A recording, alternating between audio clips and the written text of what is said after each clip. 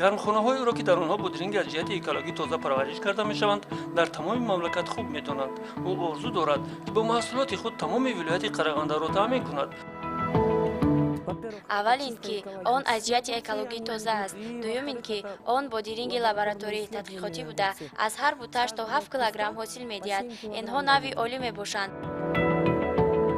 ӯ ва шавҳараш омӯзгоранд. 4 фарзанд ва 2 фарзандхон доранд. бо маоши омӯзгорӣ пешбурди зиндагӣ осон нест. бинобар ин қарор доданд тиҷорати деҳқонии худро ба роҳ монанд.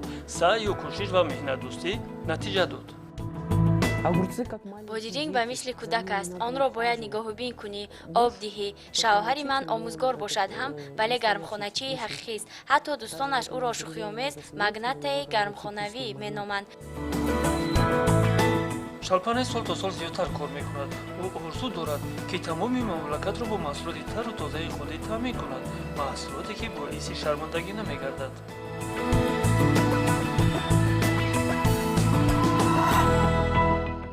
агар шумо таърихи аҷиби худро дошта бошед ё ин ки шумо ба қаҳрамонҳои ин барнома кӯмак расонидан хоҳед, пас ба суроғи электронии мо alao@alao.kz нависед. ҳатман ишораи барои барномаи қаҳрамонҳои моро гузоред.